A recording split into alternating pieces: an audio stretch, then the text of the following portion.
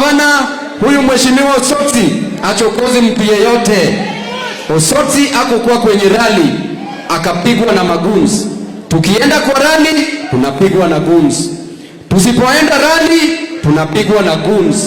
Mheshimiwa, mimi nakwambia tunaenda Kisumu on Sunday 26.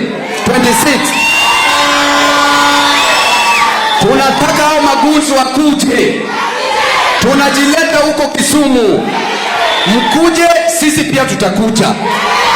Sisi hatutaki upuzi ya maguns, lazima ishe.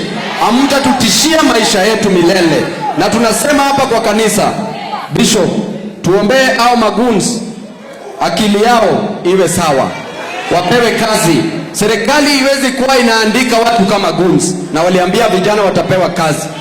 Kwa hivyo tutakuwa Kisumu, tutakuja kwa amani ili tucheze siasa yetu.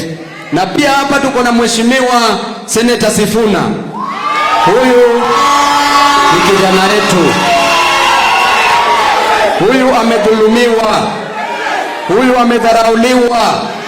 Na wale watu walinda ground walikuwa nasema wanataka power. Saa hizi sasa wanataka respect. Hawataki power, wanataka. Huyu mheshimiwa amepigwa sana vita. Tumepigwa na yeye, na sisi tunaitwa kama ma-outcasts. Hawa watu unaona hawa wote, they are the unwanted in the other family.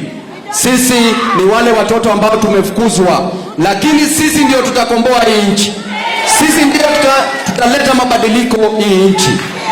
Asante sana Sifuna, tutasimama na wewe, tuko na wewe, wewe ni ndugu yetu, tutajipanga hapa mbele. Asanteni sana. Nichukue nafasi kukaribisha gavana wa Vihiga County, Mheshimiwa Godfrey Osotsi. Karibu. Haya, wabasia wetu na kanisa yote, God is good. Hebu nisalamie mkono ya Yesu. Asante sana.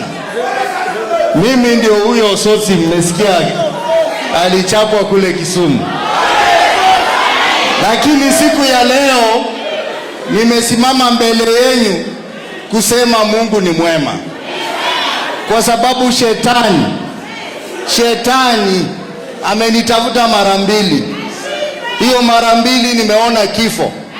Mara ya kwanza shetani alinitafuta kwa ndege, Mungu akasimama na mimi. Mara ya pili shetani akanitumia wahuni kule Kisumu kuniua, lakini nashukuru Mungu niko hai. Na umehubiri vizuri Biblia kuhusu yale mateso Daniel alipitia. Mimi najisikia na wenzangu walinda mwananchi kwamba sisi ni kama Daniel, kwa sababu Daniel alikuwa na imani kwa Mungu wa ukweli, lakini yule king alikuwa na imani kwa Mungu ambayo si wa ukweli, na akatupa yule Daniel kwa masimba zimukule. Simba hazikumkula, si ndio? Sasa mimi nataka kusema leo, William Ruto na